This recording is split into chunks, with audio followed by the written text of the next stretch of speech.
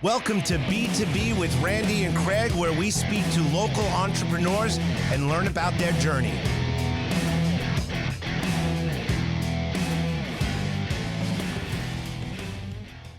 Welcome to B2B with Randy and Craig, where we discuss the rise, the fall, and the kick in the...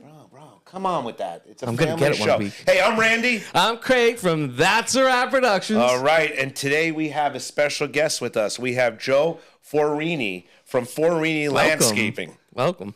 First of all, before we ask you the main question, did I kill your last name? It's Fiorini. So close. Close. All right, it's pretty close. Anyway, we got an important question for you. The first question of the day is, Why commercial property management? God, we are terrible together. Wow. We are just terrible. So the question is, why commercial property management? Because it's where the big bucks are. Got it. So how did you fall into that? How do you get into that field? When my father started out, he did do residential landscaping. That's how he started out. And then slowly but surely, he got involved with buying a company that was commercial. And then ever since then. So similar capabilities. Your father started the company. Is that what you went to school for, or? I went to parts of school. What the parts of? That's a good answer. Safe answer. So your dad starts this company. How many years ago? He started in 1971. 1971. Were you born in 1971? Nah, 10 years from that. Right. I wasn't born then. No, you were definitely. I was. Unfortunately, I was. I was actually more than born. I was into it, but that's a different company. So 71, he starts the company. He builds it to a residential landscaping company. Yeah. He realizes at some point, which obviously I'd love to, if you know, I'd love to know what that trigger is, that realized that put him in a place to say, hey, commercial, residential is great. Yeah. I got to be in commercial. Do you know what that was? Not specifically, but I think, just from working the company for so many years, it's residential Is good. is good, but not like where commercial properties they need to spend. They need to spend. They need to get things done. And they're not going into their garage and grabbing their own lawnmower and doing it. So it's a different, you're not a weekend warrior if you're corporate. So give us an idea of what commercial property management means. Like, what do you do? So we take care of lawn maintenance, chemical applications, irrigation, landscape design as well. And then we also take care of like patios, sidewalks. So at a resident, at a commercial building, you're doing the landscaping, the sprinkler systems, making sure on and off, making sure that's working. Then on top of that, you're doing parking lot maintenance. Is that what you're saying? Parking lot maintenance. And sidewalk maintenance and all that fun stuff. So you're a total solution. Total solution. Big drainage, little drainage, and snow removal. Got it. And snow removal. Wow. And it started snowing again. It didn't snow for years. did. All of a Well, sudden this Well, year we these had snow. days you never know when it's going to snow. Right, a little bit of snow. Right, it could have been more snow. But I'm not picky. Well, I saw something on The Simpsons. It was the grandfather of The Simpsons sitting with all the Simpson kids. It goes, back in my day, it used to snow in the winter. I thought that was hysterical. But so I have to ask, how long ago did you get into the business? So I got into the business. I mean, I always worked summers. I was always around the business, but full time probably when I was around 20, 21. So you're 22 now? I'm 35 now. 35. So you've got quite a few years. Yeah. And is it just you? You have a brother, sister? So it's me, my brother, and my cousin.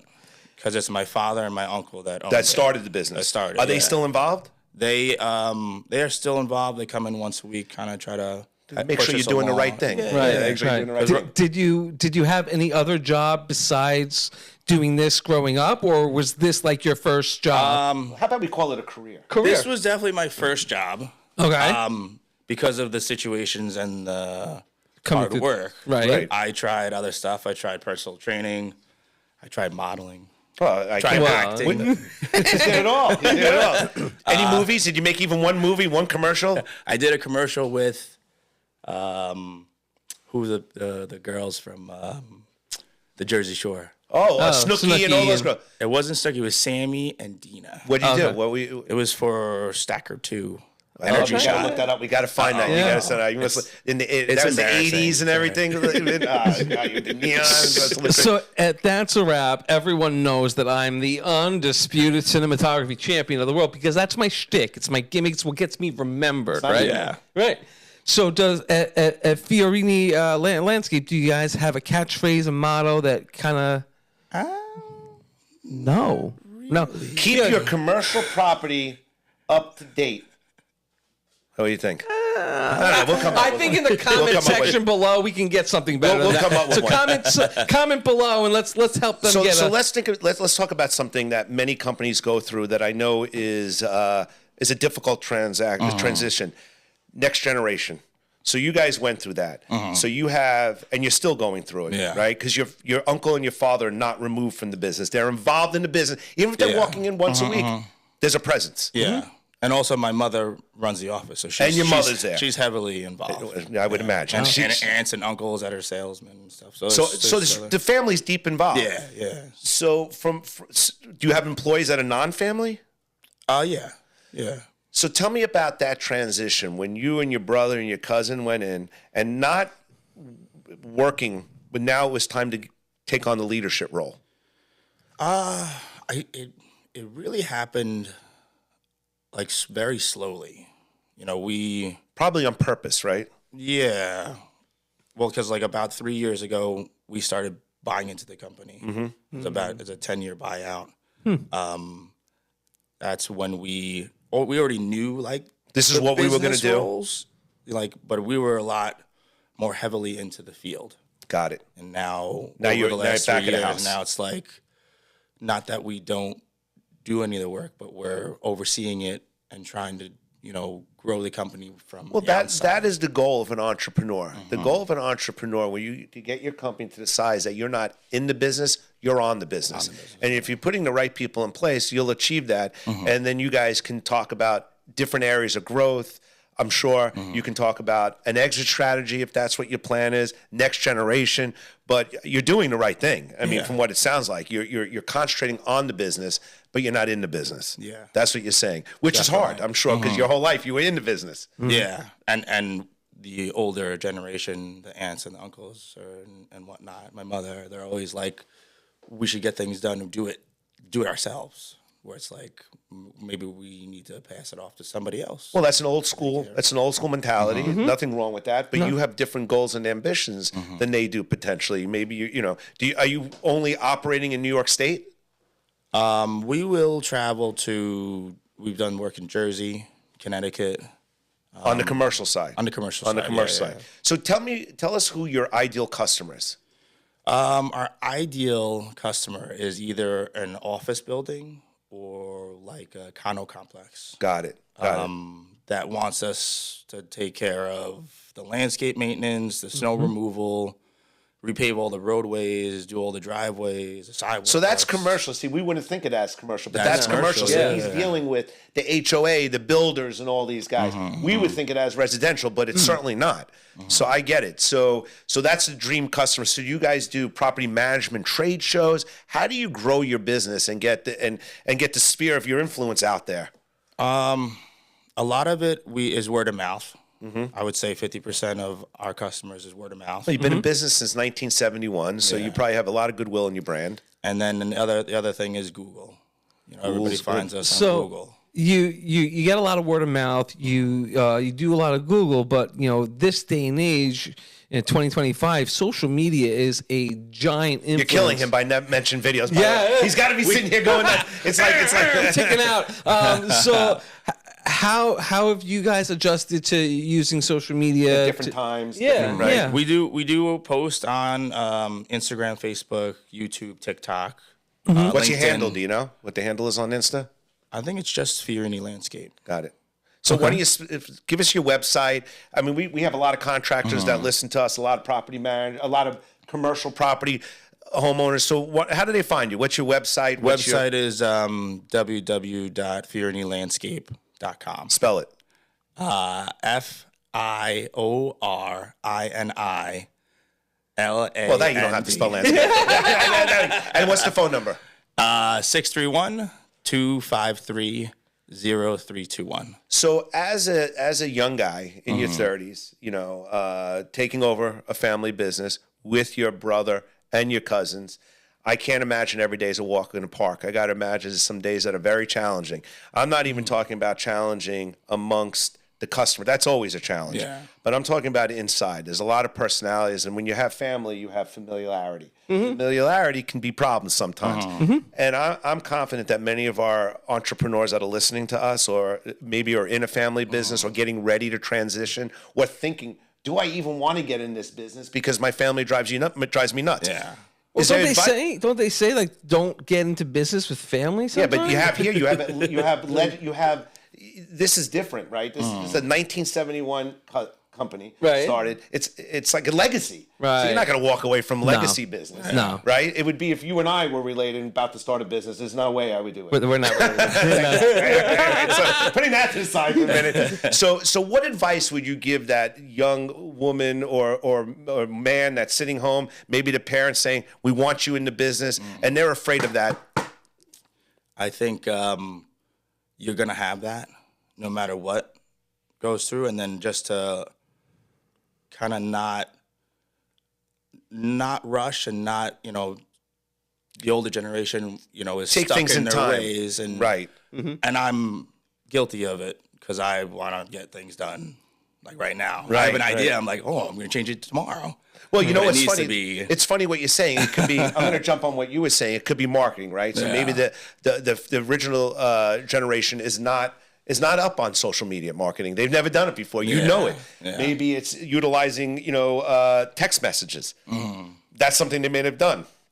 So I get it. They're saying to you, "What are you spending money on this?" And people are calling us, what are you, right? Yeah, in the beginning of social media, they're just like they couldn't grasp it. Right. Neither can I, by the way. But I am one of the older people. Well, if you're just tuning in to B2B with Brandy and Craig on WBAB 102.3 or Apple, Spotify, or iHeartRadio, wherever you get your podcast, good, we right? are sitting down with Joe Fiorini of Fiorini Landscape. Now, every week I try to come up with a $1 million question, which Most of the time, they're not $1 million. They're not $1 million They've been like questions. 50-cent questions. That's yeah. what they've been. So I'll ask mine of today is dandelions. Are they the gardener's worst enemy? Yes or no? I mean, if Only you yes or no. He can't. Well, okay, you can go into it if you'd like. no, No, they're not. They're not. they're not awful if you have the right chemical treatment applications. Crabgrass is probably worse. Crabgrass is I think is it's worse. craygrass. Crabgrass is definitely worse than dandelions. Yeah, crabgrass is a problem. Yeah. So I want to go back to how you guys. I mean, that's a very important question, but I want to go back to how you unfolded the roles. So here you are in this business. Your dad, your uncle, your brother, your cousins coming in. Now you have to take roles within the organization. Were those roles predetermined by the way your parents brought you through the business? Or as you made the decision or had the opportunity to buy into it, did the three of you sit down and say, hey, this is where my strength is, and this is where your strength is? That the way? I'd just be curious. So that actually happened in the last year, because before we had that conversation, me, my brother, and my cousin, it was just like how we came in, like me and my aunt ran landscaping, and John and my brother John and my cousin Jay, they ran construction, and it kind of was divvied up that way and separate. And then over the few years, we understood that we need to be at one location, we have to be one team. Oh, so you brought everything together. Brought Oh, everything wow. together. We were located in Melville and West Babylon. So this past winter, we had time to bring everybody to West Babylon. Now it's like my cousin is head of field operations. My brother is head of sales and estimating. Perfect. And I'm head of office and the business operation. Everybody stays in their lane. So we're trying to, because we were all stepping on each toes, and it was like, I don't do that, you do that, I do that. Right. Like, How- everybody's pointing fingers. Craig, you remember I said to you, we were just sitting outside, Craig and I were talking about something, and I said, one of the most important things in business, stay in your lane, right? He and I were talking about something, and it was it's not important, but staying in your lane. And I said to Craig, that's why when you're on the highway, there's lanes. Right. So everybody stays in their lane, and you signal when you're going over. You don't just go over. Right. Because that's my lane. Yeah. Respect my lane. Right. So anyway. So interrupted you. how as you guys work as a business, as a family, how is it juggling, your family life Torture. with your business life? Like, do you find that you'll be at Christmas and all of a sudden you'll look over the row something like, well, you really screwed up that account of ours. You're like, I feel like any family event is there's always one comment about business. It could spiral, it could not. Right. But It's a question of how far that goes. Yep, Right. It's always something brought in from the business and So here's what's funny. They discussed. can sit down for dinner. They can make it through the whole dinner, or sometimes they only make it through coffee. The water. It depends on what that topic is that's brought up, I'm sure, right? That's fine. Right. That's a great question. Let me ask you, are you since you and your brother and cousin and your father, everybody's in, are there any books or that you're listening to or reading that you would recommend that our fans, entrepreneurs listen to that may impact their life positively? So Positively? So the one that I'm currently listening to that had really hit home, and I've actually over listened to it a few times because when I listen to things, I tend to lose track. And is "Buy Back Your Time" by Dan Martell. Buy Back Your Time, Dan Martell. I'm looking because what I do is I mark where they are so we can get those books. That's good. Appreciate that. And I'm sure what that's saying to you is find your balance. Mm-hmm. Find your balance, right? Because if you're all work, no play, that's not fun. And like the way it hit home really hard is because my father used to do everything. Like he used to have his fingers in all the things. Right. And I feel like not that he did anything wrong, but like if he had hired some key people that he could buy back his time.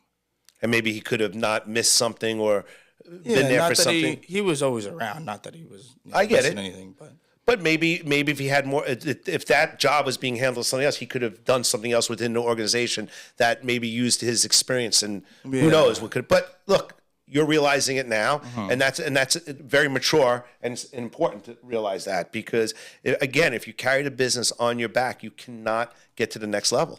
Right. And you always need help. You can't do it all by yourself. No, unfortunately, we've sat with people that thought they could. Right. And that's a problem.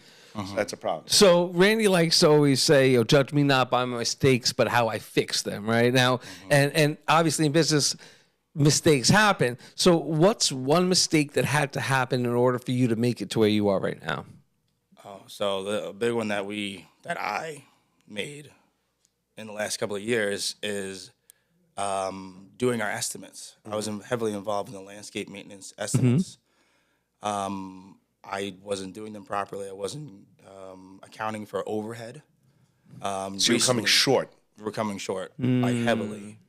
So it probably took everybody a little while to figure out why are we coming up. That's important. So at this point you've learned what your baseline prices basically cost labor, and then you can build on top of that. Because that's a good lesson. But luckily it's a lesson that's learned by the business and gets hit by that, and not the customers that you're going to have to apologize. Well, that's true too, but nobody wants to lose money, and that's for sure. I mean, unfortunately, you wake up every day, you go to work, you want to get paid for your services. 100%, but definitely. Thank God you didn't learn that lesson 3 years later. Yeah. Somebody caught it pretty early, which is important. So, what are the plans for the company? Do you guys have? We're not asking to come into the secret, secret meetings. The secret meetings. But what's the plan? Expansion? Are you looking to grow into different territories? Are you looking for acquisitions? Are you looking to create additional services? I think right now we're just trying to critique what we have and make it run properly, smoother, everything. We had actually just started a mentorship. So explain to me what that means. The company that we signed with is they focus on small to mid-sized businesses, and they help you scale. So they come in and they look under your hood. And they do give you workflows and all that fun stuff to help you scale your company successfully. Like your processes, your systems, like how do we make it where it's like idiot-proof? Yeah, well, nothing's idiot-proof, but I get it. What I've learned when I work with companies and we do their workflows and accountability and all that fun stuff, human element. You want to remove as much as human element as you can so processes go, but we're a human that's who's running your business. Yeah. So unfortunately, if your people are not following what you put in place, I don't care how much money you spend. Yeah. Your people got to have the passion and the drive, and to understand why these processes. It's hard. Definitely. When you change process, it is hard. It's probably one of the hardest things you can do in a business. You're changing your culture. Yeah, that's what's kind of spiraling the business. We're changing so much so fast that everybody's like, Because you're growing so fast, or because you're making changes to your present. That's I just want to understand. making changes to our present. So Got it. Within the last year, we started a new program that will help with our estimating, CRM, all that. So you got a new CRM, or you just a new CRM. Before that, it was just Excel sheets and sticky notes and so and I got to tell you, that's hard. And what's hard is, God forbid, you need to switch to CRM. That's also, but that's part of business. You grow, you expand. I'm sure when you were looking and you're working with whoever you're working with on training, that they talked about that, growing into your CRM, not outgrowing it and things like that. So you brought up a really good point about like CRMs and such. Now, your business has been around, not your business, the business has been around since 1971. Technology has changed exponentially since then, right?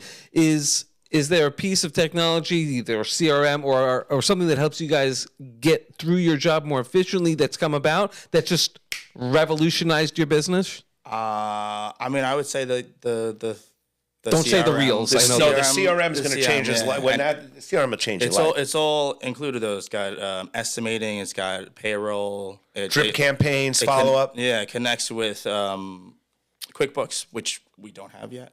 Right, but you're getting it. That's another conversation. Look, when you're making that transition from a old school mom and pop company to trying to get to the next level, these are all pain points. You know, and you hear it every day. And you can't grow a business when someone says, "What's your process? How you do it?" You go, "Oh, we got it up here." We're going to explain. You can't scale that. You can't scale that. Everything has to be scalability, if that's even a word. Scalability, and the processes have to be in place. Your SOPs need to be in place. 100%. You know, if your SOPs aren't in place, no one's going to do the same thing continuously, and that you want cookie cutter.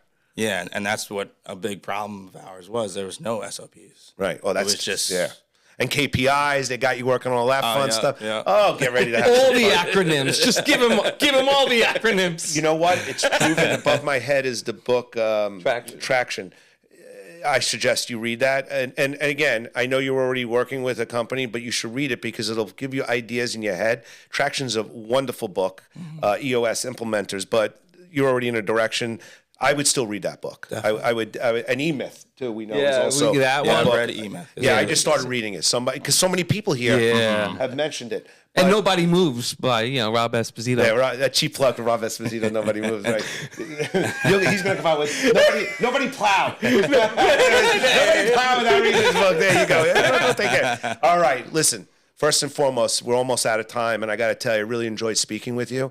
I think it's incredible what you guys are doing. I see your trucks out there. Everywhere. I know you're working your butt off, making great things happen.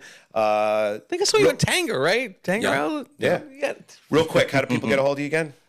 Our website is www.fiorinilandscape.com, and our number is 631-253-0321. And if you are a commercial property, a commercial building, if you're a condo, if you're a homeowner, and you're looking for top quality landscaping, pavement work, patio work, Plowing, snow plowing, everything. we got the guy for you, all right? So there you go. Craig, take us home from here, my man. Well, from B2B with Randy and Craig, that's a wrap. Bingo. Good stuff, right? Easy peasy. Thank you for tuning in to B2B with Randy and Craig. Looking forward to hanging with you next week.